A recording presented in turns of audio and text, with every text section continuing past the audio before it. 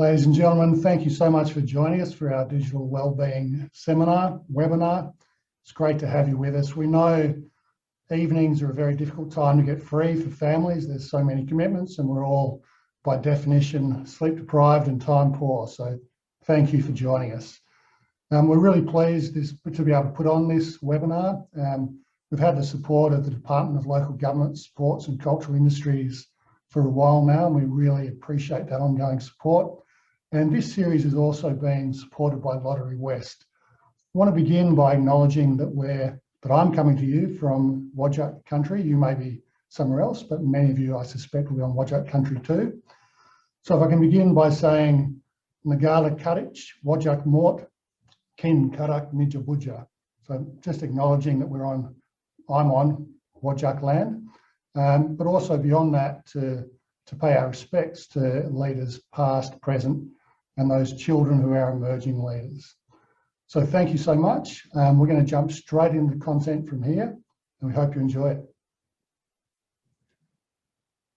So yeah, look, the whole concept of digital wellbeing is just acknowledging that we live in a digital time.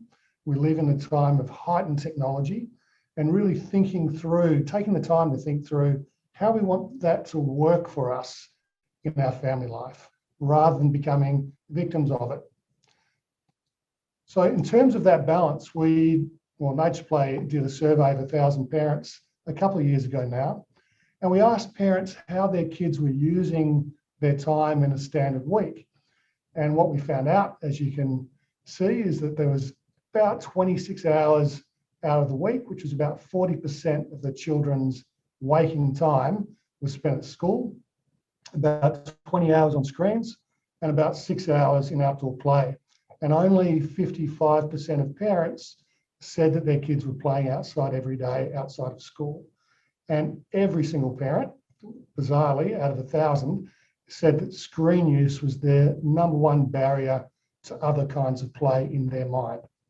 So that was really interesting, and it says to us that perhaps we're not all finding that balance. But I think it's really important for us to not give ourselves a hard time about that, because it's such fast changing times that it's very difficult to keep track of what's happening. And also we're kind of in this process of reinventing the wheel a little bit as parents, because we're facing things that other generations of parents haven't. And just give you a little snapshot of just how quickly things are moving. Let's imagine that we've got a 16-year-old child. When they were born in 2005, that was the year that YouTube launched. So the kid's born, YouTube becomes a thing. The very next year, when that kid is 1, all of a sudden Facebook's on the scene to the public. In 2007, so now your kid's 2, all of a sudden the iPhone is out, and we're starting to have these smartphones in our lives, which bring the internet, the digital world, into so many phases of our life that it hadn't been before. And then in 2009, so by this time our kid's 4, having been born with YouTube, all of a sudden there's 1 billion people using that channel. So it's not only there, but it's crowded and it's chock full of content by the time that this 16-year-old child is 4. By the time we get to 2017, so the kid's 12, the average 5-year-old has had 1,500 photos of them published to the internet. And when our 16-year-old was born, that kind of presentation to the public would have been only for the very most famous people in the world. So there's this really rapid change over the course of a very short lifetime. And just for some contemporary numbers, the current smartphones that most of us carry around are processing 3.3 billion instructions a second. This is incredibly powerful technology. And you will have often heard that the phones we have now are as powerful as the computers, or more powerful than the computers that put man on the moon back in the 70s. That's now true of our smart chargers. The chargers that power our phones are now as powerful as the computers that put man on the moon. And we have 4.5 billion internet users. So it's a really dramatic shift. And there's so many implications of that for children, for families, for adult life, for work life. And we really, it takes a lot to keep on top of it. Something that I think is really important for us to have front of mind as we talk about digital wellbeing is what that change means in terms of how screen time is consumed. Because we still tend to think, I believe, about screen time as though it were television. And we talk about screen time as though it's this separate thing from the rest of our lives. We walk away from the kitchen, from the backyard, into the lounge room, we sit down, we turn the television on, and our screen time begins. But really, the way technology has moved, that's no longer the case. Screen time and our normal time are integrated, and for our kids too. So their school time has screen time in it, their social time often has screen time in it, their playtime often has screen time in it. So we need to adjust the way we think about screen time from it being separate to the real world to being part of the real world. And that brings some challenges. So one of the things that the research is showing us is that when we get that wrong, when we get led into excessive technology use, and technology is designed to be addictive, that's the business model of every app, every platform. When kids have excessive screen time, there's research to suggest that it's linked to negative impacts on a range of factors, and I've highlighted a few here: language use and acquisition, parent-child interaction, sleep, physical activity levels, anxiety and depression. But because we're talking about digital wellbeing and wanting to think about how we make a positive use of technology, I want to point out some of the positives too. So there's lots of research also to show that consuming quality content can help with aspects of cognitive development.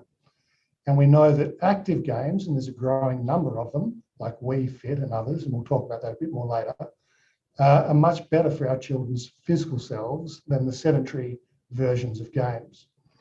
And we also know that there's a growing number of apps and websites and platforms that are designed to help support people with mindfulness and their mental health. And so that can be a positive as well. But when we're talking about excessive screen time, the obvious question is, well, how much is too much?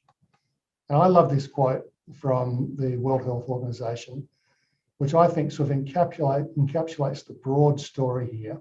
To grow up healthy, children need to sit less and play more. So whether they're on a device or not, if they're sitting, that has negative impacts for their health. Likewise, if they're on a device, but they're active, and they're also ideally engaging socially, that doesn't have to be the same kind of negative. So that's the big picture. But there's ways that people have tried to drill down into this further. So perhaps the more antiquated way of thinking about it, but still pretty prevalent, is thinking about screen times in terms of blocks of time. How much time is it okay for kids to spend on devices?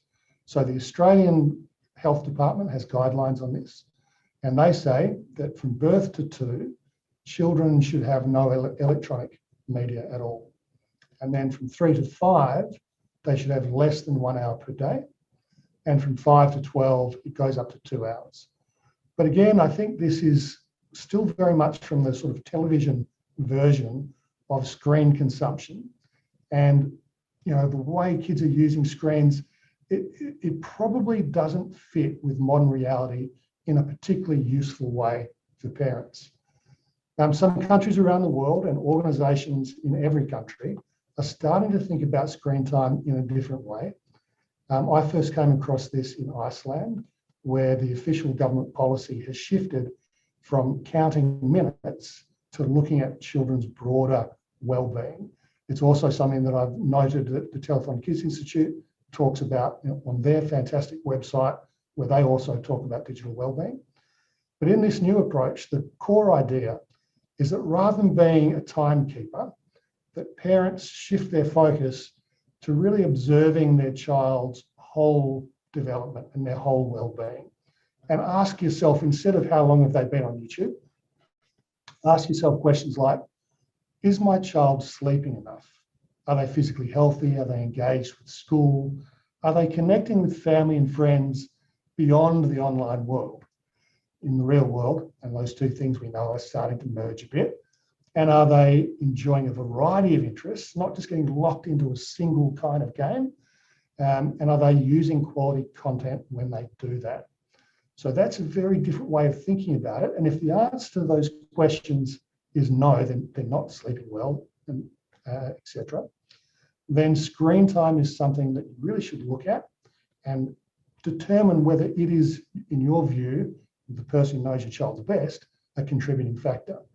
But it would probably be wrong to assume that from the outset. Begin the process, observe your child, look at what else is going on in their life, and then consider screen time as one of them. So in this presentation, guys, I've been able to get some fantastic interviews done with experts from locally and also internationally. I'm going to show you some pre-recorded interviews that we've done with them and digging into some of these topics. So the first one that I'm going to share with you is an interview I did with Jacqueline Reid. So Jacqueline is a psychologist. She's an educational psychologist.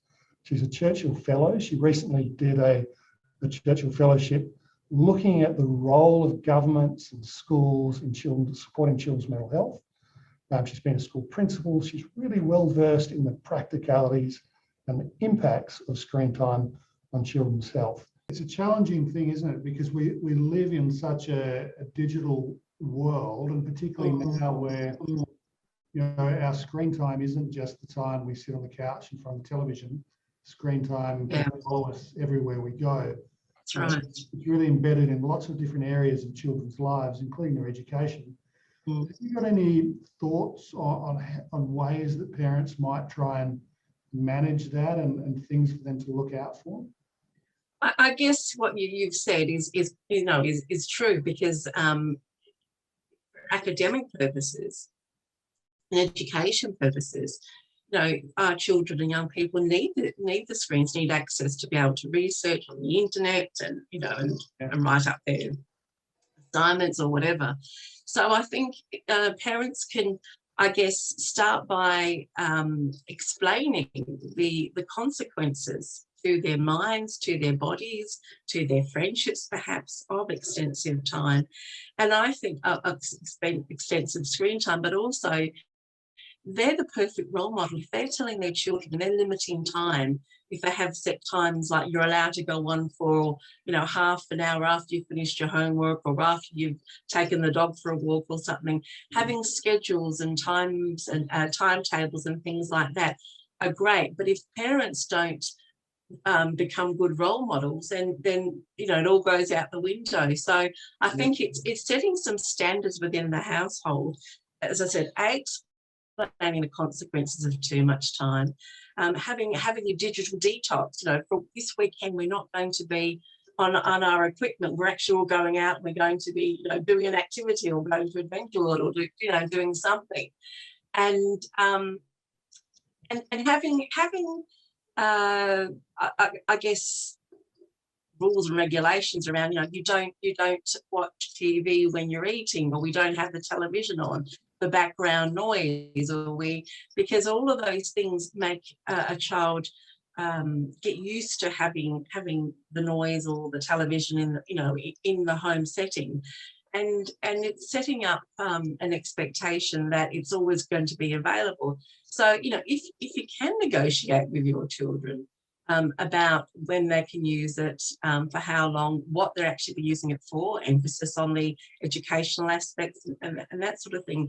There's loads and loads of hints and tips on parents' helpline websites. I've got a couple here. The Australian Parents Council got a really good article about screen time. The Australian parenting website, Raising Children, there's lots, and they all say similar things about the awareness, the limiting, doing things together as a family.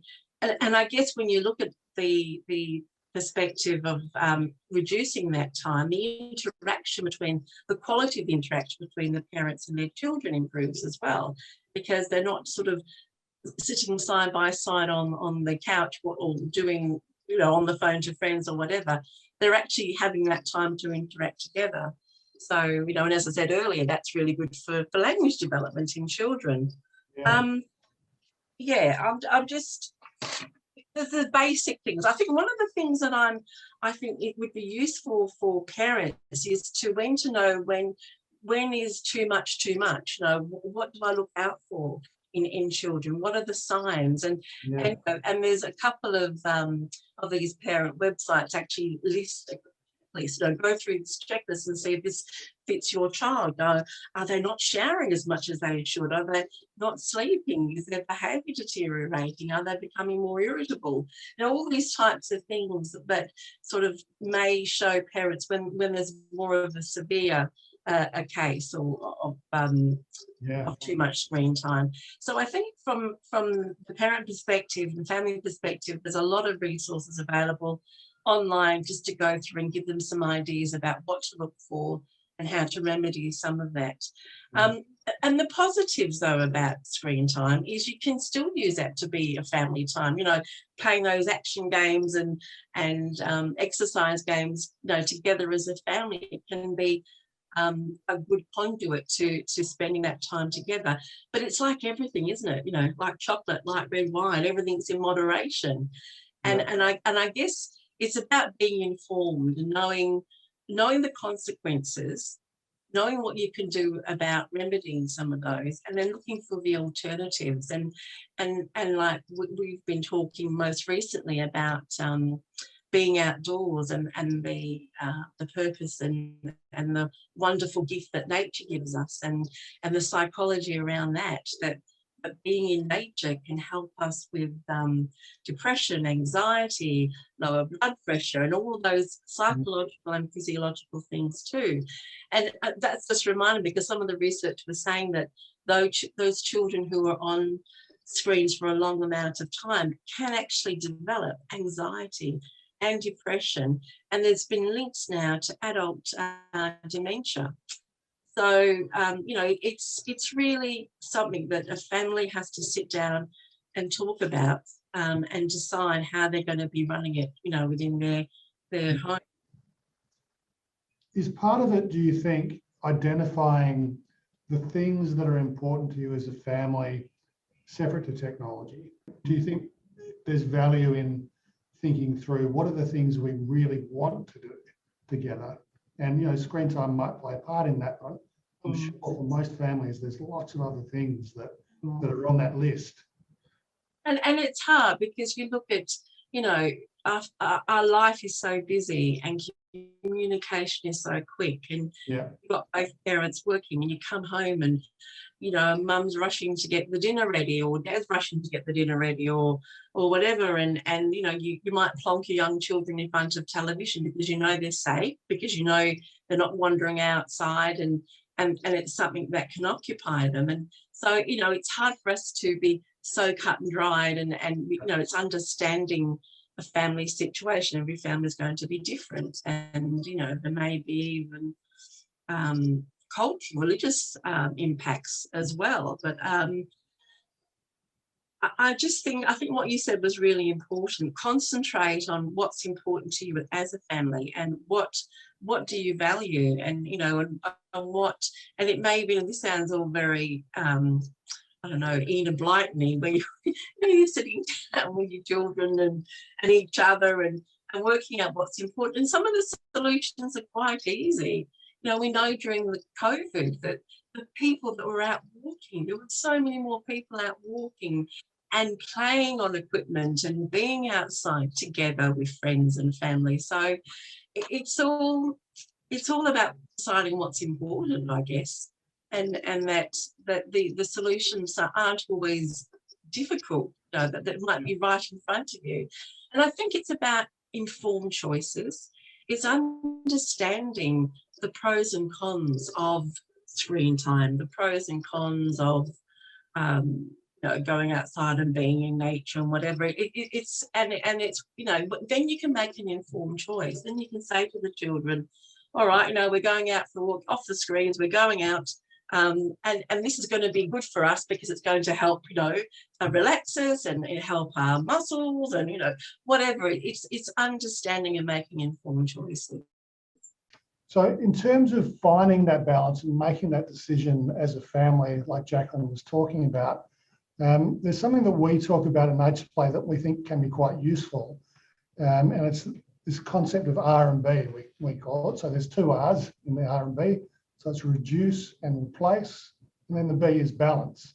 So rather than thinking about your relationship with screens in a binary way, where it's you're doing it or you're not doing it, this 3-step process is we try and reduce our screen time if we think we need to.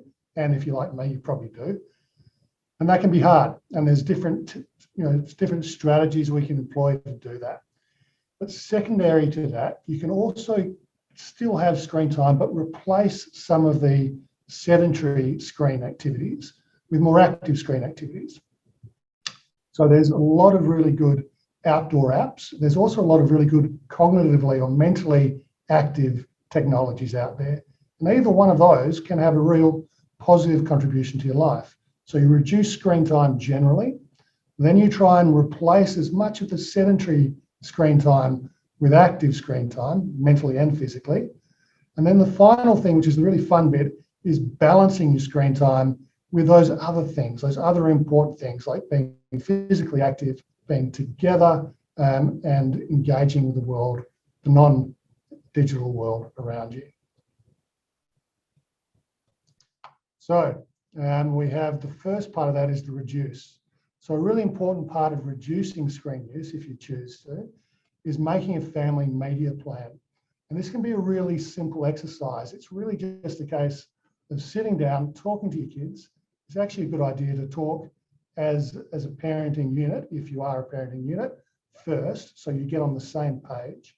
And then you bring your kids into the conversation and you talk about what you think are good uses of screen time.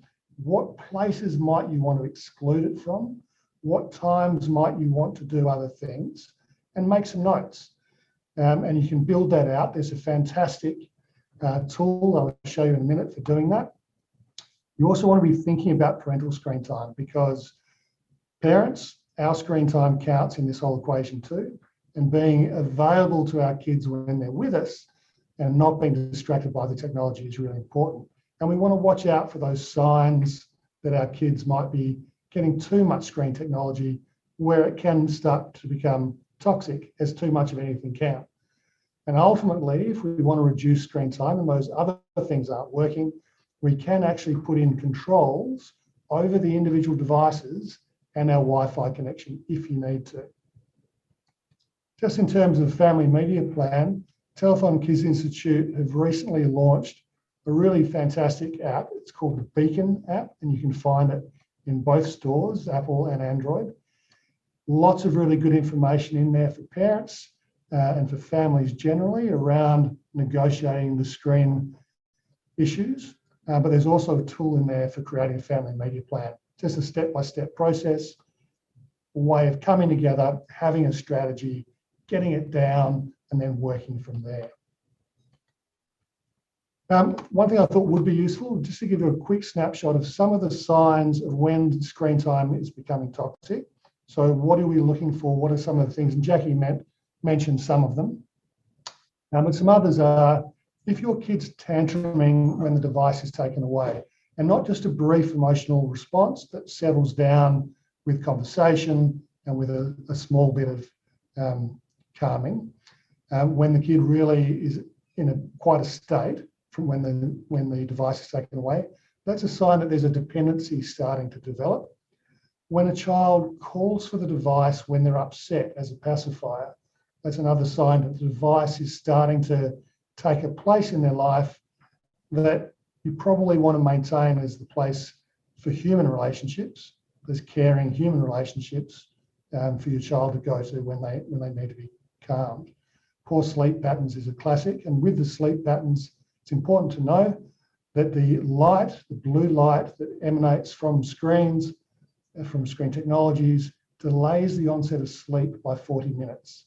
So it interrupts our circadian rhythms. So if you're watching or using screens right up to when you're trying to sleep, you'll delay the onset of sleep and you'll move into a shallower sleep that you're more likely to wake from. Also, a loss of interest in other activities, a loss of interest in in-person play, and increased anxiety are all things that can be signs that your kid's screen use is becoming toxic. So moving on to the replace part of the R&B strategy. And so we're looking at what kind of technologies, what active, positive technologies can we replace sedentary ones with. So on the physical side, there's lots of great options. Two that I'm going to point out of this list. One is called audio play. So this was created by a couple of young West Australian actors, the Pepper Sisters, and they've worked with playwrights around the world and created a whole bunch of storylines with really fantastic stories and lots of different characters in them. And when our kids go onto the app, the different characters have different audio channels. So they have their headphones on and they're listening to this story simultaneously and playing out the different characters together. So you might have 3 kids in your lounge room with the audio play on, and they'll have the headphones on. They'll be playing out a scene. There might be lava passing past your couch, and they're leaping from pillow to pillow, and they're talking to each other within this imaginary world. So they're physically active, they're imaginatively active, and they're interacting with each other. It's fantastic. Another one that we created here at Nature Play is Nature Passport. Very simple app. It's got about 200 outdoor activities in there, things that you can simply do and have a lot of fun with, from your backyard to your corner park out into the wild. Lots of really simple, kind of old-fashioned play ideas. And in the mentally active tech, there's an awful lot there to choose from. We've got a few listed here, but if you look around, you'll find a lot. And I'd also really encourage you to look at commonsensemedia.org. They have great lists and great reviews, and we're going to be hearing from them very shortly. So our next interview subject is Merve Lapus. Merve's the Vice President of Outreach and National Partnerships at Common Sense. He has been he's also a psychologist. He's been heavily engaged in this issue for a number of years, and he's just a fantastic thinker and speaker on this. So we are a nonprofit organization whose whole focus is dedicated to improving the lives of kids and families by providing trustworthy information, education, and an independent voice when it comes to navigating the world of media and technology and the role that it plays in our lives for learning and for living, right? And we do so in 3 really core ways. We rate, educate, and advocate are kind of the 3 like really basic ways to kind of think about the organization. So one, rating, reviewing, and providing some guidance around media and technology and what is good out there as a parent. So if you think about a nutritional label on anything, you want to know like what's in it, what can I expect from, consuming something like this? Well, the same goes for media. How much violence, sex, relationships, positive role models, diversity, how much of this is in this piece of media? And as a parent, I would love to make more educated decisions around the kind of content or resources I allow my kids to interact with. So that's very much the media side. And on the education side, recognizing that educators and community groups and just folks in the community who are working with kids all day, technology is a big part of the way that they live and learn. And so making sure that we're providing resources and also providing that same kind of insight through education technology tools to make sure that education is really central to this tool, but that also that the platform isn't inappropriately misusing student information, and that we're providing the language, the skills, and the frameworks for educators to address digital citizenship or address digital agency, or getting kids to really think critically, behave safely, and participating responsibly with technology. And how do you build that into the framework of the way we educate kids? Absolutely. That point you raise about rating content, it's such a valuable service. And I think there may be a tendency for us to sort of lump all digital technology into a good basket or into a bad basket. But there's as much diversity and quality online as ever else, isn't there? Can you tell us a bit about your thoughts about what makes good content? Yeah, I mean, I think it's so quick and easy for parents and for us to lump media as just kind of like, oh, screen time. We're spending so much time on screens. And the reality is we should really be thinking, I mean, considering that the time you spend is one thing, but the quality of the time is going to be even more important, right? There are certain types of content you can watch that actually provides tremendous educational value, either directly watching or in terms of how you follow up. So part of looking at the content that your kids are watching is, one, is it appropriate for them? And what are the themes that they might potentially be getting from this piece of content, whether it's a TV show or a movie or a video game, right? Sometimes there might be language issues, but what they learn in terms of the ethical learnings or the opportunities of morality and development and growth from this experience could potentially be more highly valuable than just, oh, they've got some iffy adult language in there, which, you know, in some cases, adults use that language and we just say, don't say that. Now it's in a movie, all of a sudden, oh, our kids can't watch that movie, but the movie has so much deep impact in it. Those are things that you might want to consider as a parent, right? Also, just because it's educational content, you know, as a parent, I know that oftentimes, oh, they can be busy for the next hour. I can get more things done. And then I feel like, oh, okay, now I can get more things done in another hour. Just because it's educational doesn't necessarily mean that your kids are getting a lot from it unless you make it an interactive part and something that they apply. So the value of how these types of tools get your kids not just kind of consumed and watching, but gets them moving, gets them applying, gets them thinking of how they, you know, bring this into the real world, that value is incredibly high. And finding that kind of content can be hard, which is one of the reasons why we try to make a really easy portal for families to kind of find that kind of content or find those types of resources that they can then test and try and really then open and have a discussion with their families. And that really leads into something I was really keen, another thing I was really keen to talk to you about, Merv, and that's kids' agency or freedom within that online world. And I think a lot of parents wonder, you know, where's the line? You know, how much control should I try and have? How much freedom should I try and build in my child? What's your perspective on that?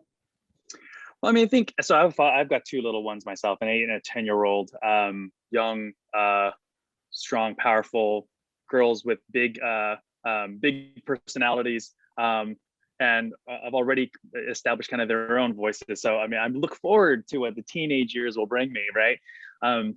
But, you know, one of the things that, you know, I've found in preparing them, and just what I hear a lot from families is, we want to be able to protect them from sensitive information or images that they just developmentally aren't prepared for, right?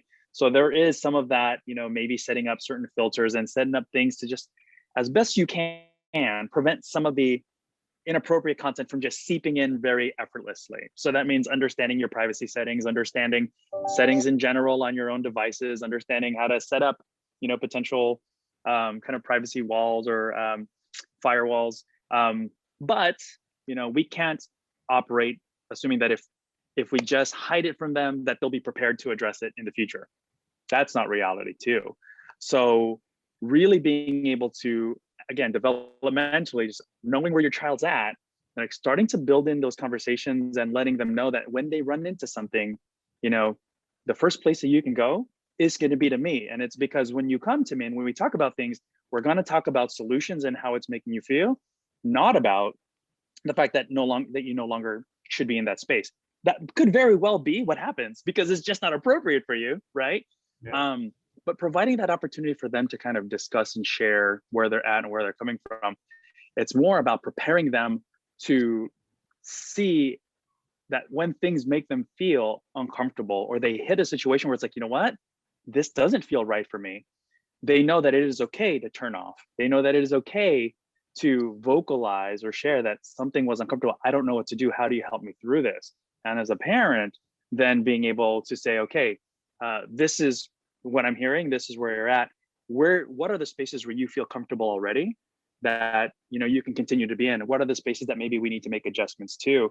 So you're teaching them to really identify the spaces that are really more supportive for them, but you're also letting them know that there are going to be times where, you know, I'm going to come in and help really kind of get a better sense of what are the transitions we need to make, right? But it can't all just be, okay, let's just hope that the programs or the products are going to catch these things and moderate them, because that's also not going to happen.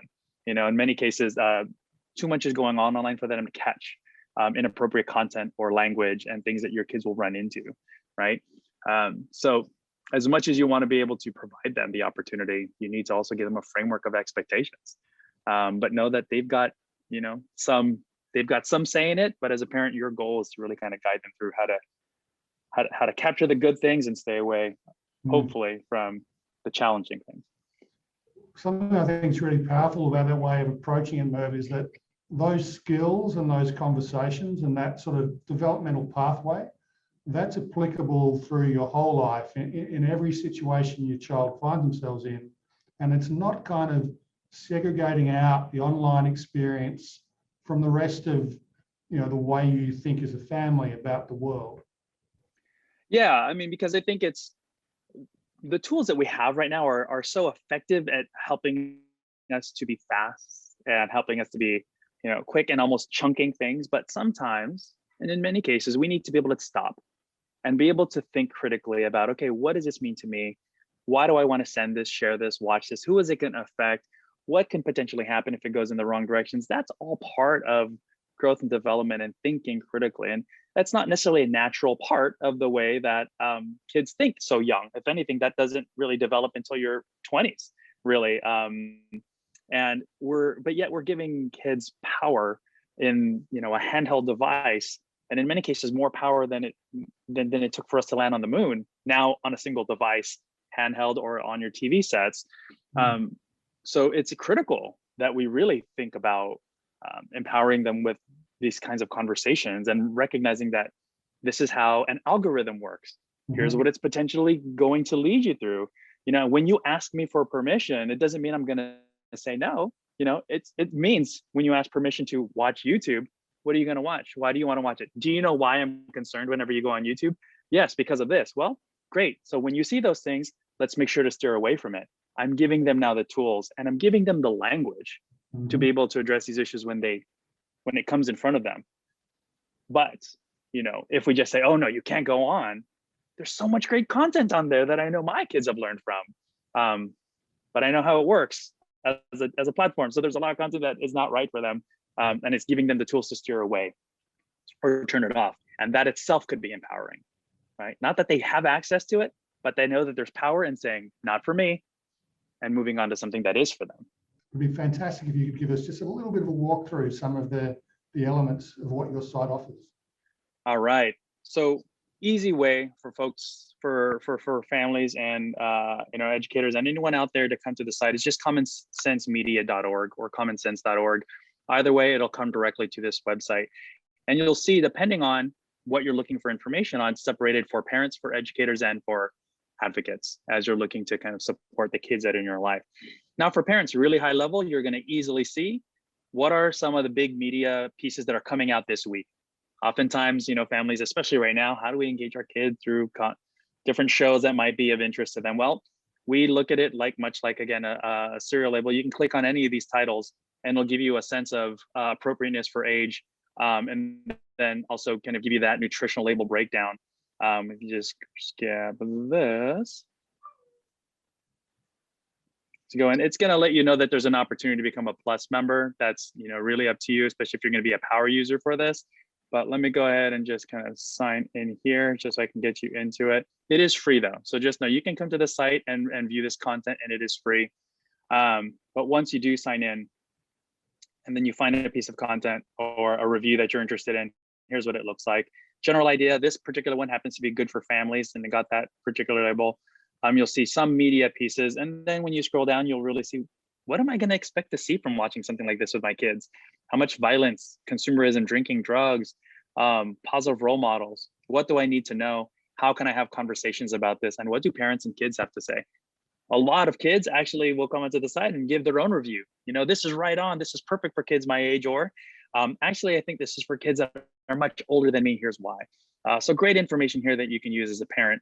Other areas that are important for parents when you come into this is just being able to look at, let me just go ahead and let this load up, articles and advice. So when you go into these articles, you can really find some great information around things that you might be interested, like what is TikTok? Why is this important to me as a parent? What do I need to consider? What are good family movies? How do I find credible information? There's a whole host of topics that you can find here, just coming right into the website. And for those that are just coming to it for the first time, what you'll need to do is just come here to Parents Need to Know, and you'll find topics you'll find information by topic, you'll find it by age, or you'll even find these ultimate guides. Right now, being that there's a lot of distance learning that's happening, or just learning, from home, oftentimes parents want to know, what is this? What is Zoom? How do I use it? What are parental controls? What is TikTok? What are these things? These are ultimate guides made specifically for families. And so you can find all of that here. There's so much more that you can do kind of in the site. It's a pretty robust site. So some of it is just getting a sense of diving in and clicking in different places. But I would say at minimum, if you're a parent, click under parents, you'll find a ton of resources there. If you're an educator looking to support kids directly or support parents, click into For Educators, and you'll find resources there that can help you engage in these discussions, or at least find resources to help yourself with how you address these issues and put them into practice for your own kids or for your classrooms.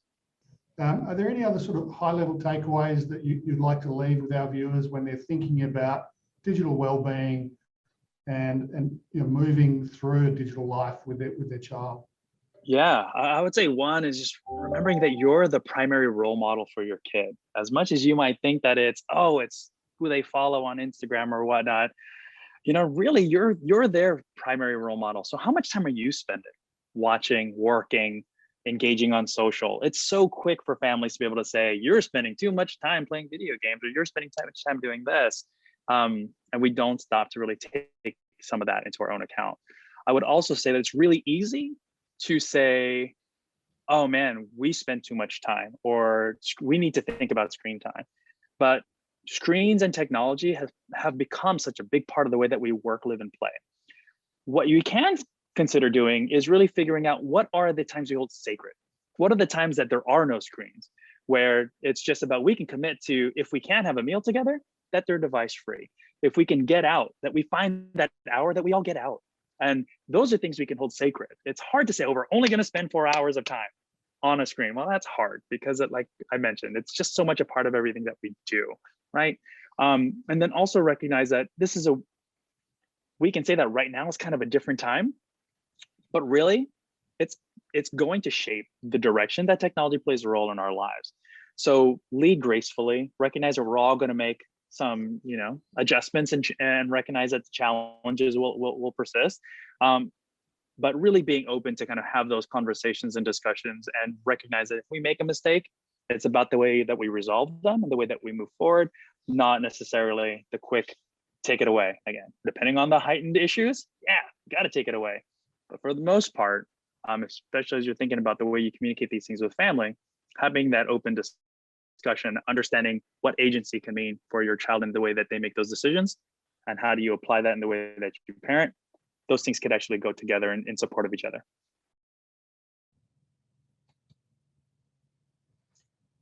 Hey guys, I don't know about you, but I find him a really fascinating person to listen to, and I really love that idea of thinking about sacred times, identifying the things that as a family are important to us. And for every family, they're going to be different. There'll be some commonalities, but there'll also be differences between us. The next part of this R&B concept. So again, it's reduce screen time, replace sedentary screen time with active screen time. The final piece is balance. So that's balancing out our digital life with our non-digital life. And this is really the fun bit. So it's about scheduling stuff to do together. And sadly, we do need to schedule play these days. When we have such busy lives, our kids' lives are so full, our own lives are so full, we kind of have to mark out time when we're going to dedicate to play. Sports continue to be an important thing for a large portion of our society. Not everyone loves sport. For those that do, it's a great thing to do. Just old-fashioned neighbourhood play dates and nature play, just mucking around in the backyard, getting down to the park, getting out to a national park when you can. All of that stuff is going to really help balance out whatever your technology diet is like. And I think thinking about like a diet, like Merv talked about, is a really useful thing. So our next speaker is Professor Leon Straker. So he's going to talk to us about that balance and about the other kinds of activities that we want to incorporate into our digital wellbeing, because it's ultimately it's our whole wellbeing. So Professor Leon Straker is a Curtin Distinguished Professor in the School of Physiotherapy and Exercise Science. He's by far Australia's most published researcher in this field. He publishes and speaks about kids' physical activity and their interaction with the digital world and how those two things come together more than anyone else. And he's actually one of the world's leading researchers in this field as well. So we've been very lucky to have him join us.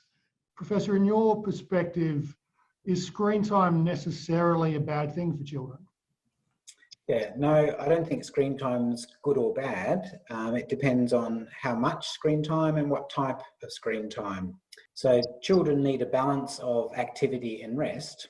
And whether a child is reading from a screen or reading from paper, it doesn't make any difference to their body. So reading from a screen is just as good. And people need to not think of technology as being different in that sense. And screens can also be used for other sort of activities, which are creative activities. So things like writing a story, making a movie, those sorts of things. So they're nice activities that are restful for the child's body, but still active for their brain. And then there's the screen activities which are just passive, where they're just watching a program. And parents shouldn't feel bad if children are doing that for some period of time, because children, like adults, need brain and body rest for times. And so the right amount of time and balance for restful activities, creative screen activities, and good screen activities in the right balance can be fine for kids. Yeah. In terms of finding that balance, I know that it's something a lot of parents struggle with, and I know there's a lot of different messages out there. But are there any things sort of physiologically that parents should be looking out for that might be cues that their kids are spending too much time sitting in front of technology? Yeah, so too much sitting is a problem for children, and that doesn't make much difference to the child whether they're sitting reading a book on paper or sitting doing something on a screen. The body is still sitting still and not burning energy and in a particular posture. And so if children are spending a long time in a poor posture, not burning energy, that may cause problems for their, children who sit too long are more likely to put on fat tissue rather than burning off that energy in their body. And if they're in poor postures for a long period of time, they're more likely to develop poor postures later on, and that might put them at risk of things like neck and back pain later on. Whether that's a screen or a bit of paper, it doesn't make any difference. If your neck's bent, your neck's bent, and that will sort of be what's happening. So what parents can look out for is that really any human body isn't meant to be doing the same thing for a long period of time. And so, half an hour to an hour is long enough for any activity. It doesn't matter what you're doing, a sitting activity or a busy activity. And after that, a change of posture and activity is a really good thing. And the sorts of cues that parents might see is the kids starting to fidget. And that's the body saying, nope, I'm uncomfortable, I need to move. And so rather than sort of like an old sort of 1950s sort of school where people got into trouble for fidgeting, we should be encouraging our kids to fidget. And if they're fidgeting, yeah, listen to that and then get up and move and do something different. Mm-hmm. And in terms of the posture that children are having or holding while they're sitting, whether, as you say, whether it's with screen or with paper, what are the things we should be looking out for there? Yeah, a really common thing for when children are sitting and not being active is that they tend to be in the same sort of posture. So that can be sort of curled up on the sofa with the curve in the back and the neck bent forwards.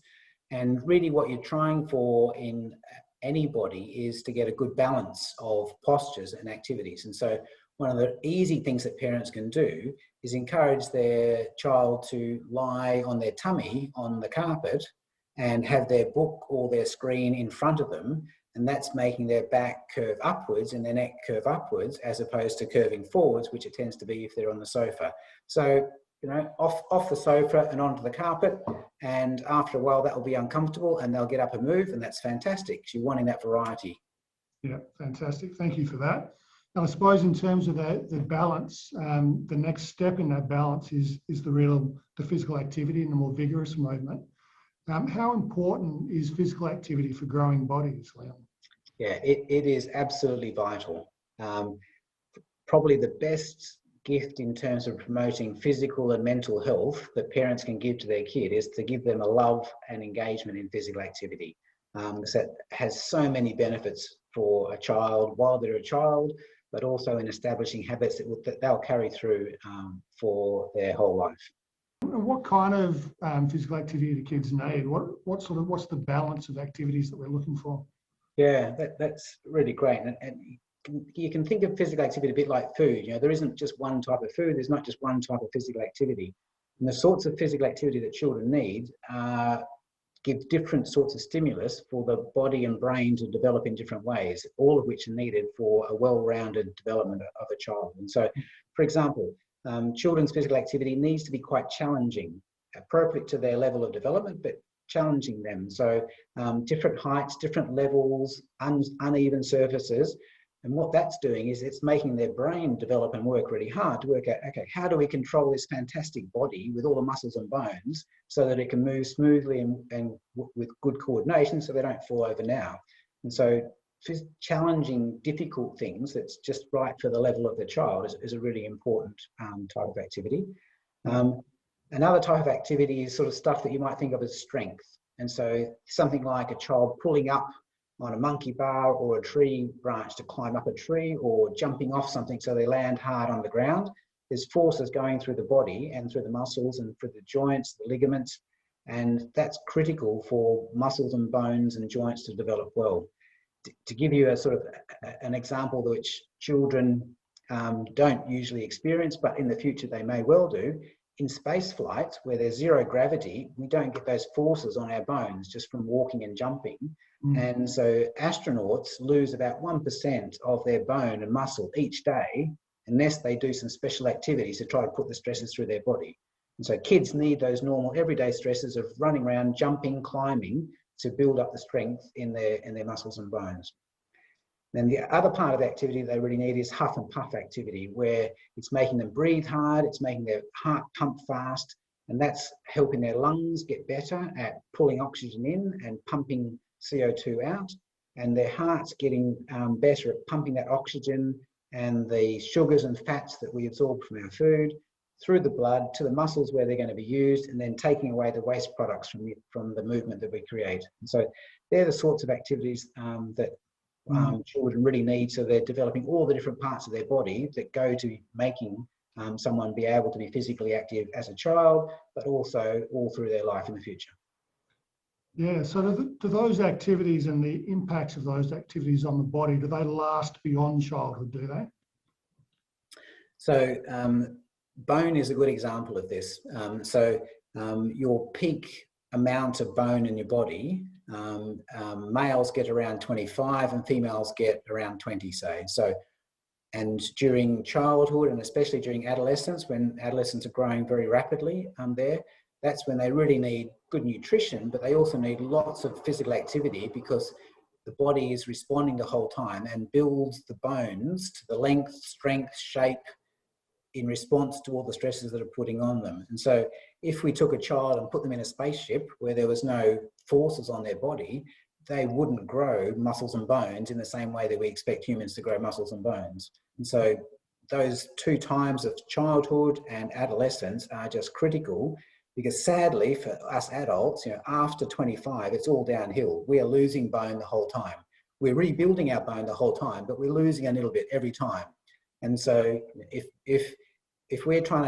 you can help your child build their strongest body by getting them to be really physically active and build strong bones now, when they're 60, they're not going to fall over and break a leg and have to go into hospital. Because they're going to have better coordination, so they probably won't fall over in the first place. And even if they do fall over, their bones are going to be stronger, so it's not going to be a break. It's going to be a bit sore, and they're going to hobble around for a few days, but they're not going to go into a hospital and be in a life-threatening situation. Given that we live in such a technological world and our children grow up as digital natives now, are there ways that you're aware of that parents can think about using technology to actually motivate and promote that kind of physical activity? Yeah, this is excellent. And I think this is a real game changer for how we think about technology and children being active, particularly in nature. And that's partly because for adults, the only technology we kind of knew as screen technology was TV. But these kids have grown up in a world of mobile touchscreen devices, tablets, smartphones, anywhere, anytime, access to all the world's information and all sorts of other features that TVs didn't have. And we can use those other features of this new technology to really help kids get engaged in physical activity, get excited about wanting to do something and go outside, and particularly things to do with nature. And so for a few examples, you could search for insects and, a child that are in the park near where you live, or plants or animals or something in the park where you live. And you could search for that online. You could talk about that with your child about, okay, what are we going to go looking for today? This eucalyptus flower is out at the moment, and there's lots of honeyeaters coming to it. This is what this honeyeater looks like. This is what that honeyeater looks like. Let's go down to the park and try to find whether these two honeyeaters are out having lunch in the tree tonight or not, today or not. And so getting the kids excited about going out into nature and looking for something would be a great way that you can use technology. When they're out there, you're going to have a smartphone with you, because nearly all Australian families and kids, teenagers do now. Take the phone with them, take pictures of what they see, and if you see something different, come home and share that with someone in the family who didn't get to go out on the adventure with you, or look up what it is, compare it to pictures that the museum's got for what the different animals or insects are, or come home and say, okay, well, let's, we found this really interesting bug on the ground while we were jumping around on trees. We took a picture of it. We came home. Okay, let's find some scrap rubbish around the house and make a giant bug like you saw in the bush, with bits of wire and paper and glue and sticky tape and things, and so make a craft activity out of it. And so you can see that there's lots of opportunities to use this sort of new type of technology to get kids excited about being active in nature beforehand, and then reinforcing the enjoyment and pleasure of being out and being active in nature afterwards by sharing it with friends and family, by making something else about it. So I think there's lots of creative ways that we can sort of be using this technology in a way that previous generations couldn't ever do, because it was just the TV. It seems to me that there is sometimes an understanding from some people that you're either an active outdoors type person or you're an indoors screen type person. And whenever I hear those kinds of divisions created, it always seems to me to be untrue, essentially, that rather than being either or, we're all kind of both now. Yeah, I agree. And I think it's a mix, and children don't see a big differentiation between the digital world and the real world. It's all part of their world. And so, that's probably something that older parents think about as being digital, being different from reality, because it's not for kids and it's part of their world. And so I think it's much better to think of it as all together, and how do we take the good bits about all of that? How do we take the good bits out of nature and enjoy that? How do we take the good bits out of technology and enjoy that? And we know what is important and good for children to grow up to be happy and healthy. And let's use all the resources we got, digital technology and physical space resources and social resources, use all of those resources to try to provide the best environment so that we can help our kids grow their best bodies and be the happiest and healthiest they can be. Another fantastic perspective there. Guys, I'm just going to move through the rest of the content pretty quickly. I do want to direct you to the Nature Play WA website. If you go to our website, you'll find the digital wellbeing section. Under there, we've got downloadable resources. A lot of things have been covered in this webinar are there for you to enjoy and to download, print off if you're still a printer, but lots of information. There's also lots of other great websites with lots of information. Again, irony abounds. While we're talking about digital wellbeing, we're continually pointing you to apps and websites, but this is the modern world. Just very quickly, one of the things you will find on the website is information about parental controls. There are really powerful tools available to you now to control the individual devices in your house from a single place, to control what comes in to your house through your Wi-Fi connection, through your internet connection, and to control your Wi-Fi connection as well. So look on the website, lots of information there about those tools and little guides on how to use them. Last thing, just a few tips, just sort of drawing on what we've been talking about during the rest of the webinar. So key things is about being a role model rather than necessarily a policeman. How do you model the behaviour? How do you connect with your child and teach them about being a citizen in this newly integrated physical and digital world? That's really a big part of being a parent now. So think about it as a role model, not a policeman. And remember to be proactive in choosing the balance that you want for your family. What is the balance between technology and physical activity? All those things, how are you going to do that? And that's really up to your discretion, of course, but you can be proactive and intentional about it. Another little note, Leon touched on this. Remember that the online world is now part of the real world. As much as we like to separate them, they are very connected. And so it's important that you teach your kids how to take their values, your family ethics, their positive behaviours that you insist on and that we build in the physical world. We have to teach them and give them opportunities to develop those in the digital world. On a practical note, one really important thing that I want to share with you now is just to think about turning off some of the notifications on your own device. So these are the pings and bings, the vibrations, all of those notifications that the different apps and platforms that you might have on your phone send you when they want your attention. So there's a new post on Facebook, there's a new post on Instagram. If you have your notifications on, you might get a ping or a bing, your text messages, all of those apps and platforms can draw your attention at their own bidding away from what you're otherwise doing. So the core thing here is if you're engaging with your child and your phone pings and you divert your attention from your child to your phone, that's not a good thing. So even if you're just using the airplane mode, when you're engaging with your kid, turn that off.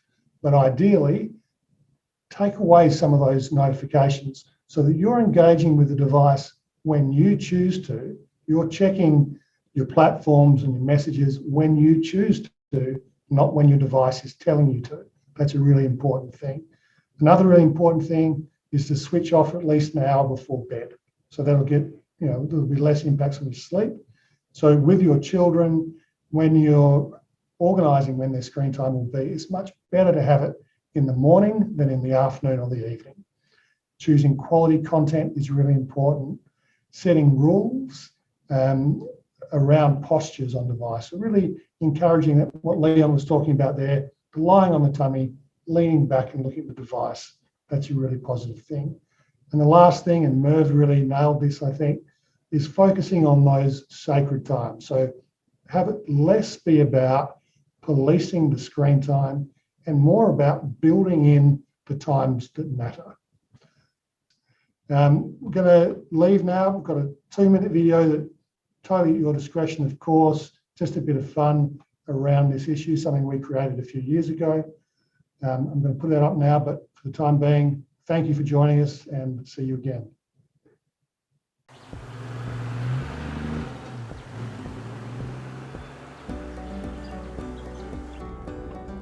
Benji's been with us for 7 years? Yeah, 7 years.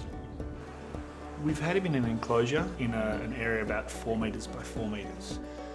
So it's going to be interesting to see what happens when he's finally released into the bush. They depend on their natural environment to develop into functioning adults. So as much as we'd like to keep him with us, it's time to let him go.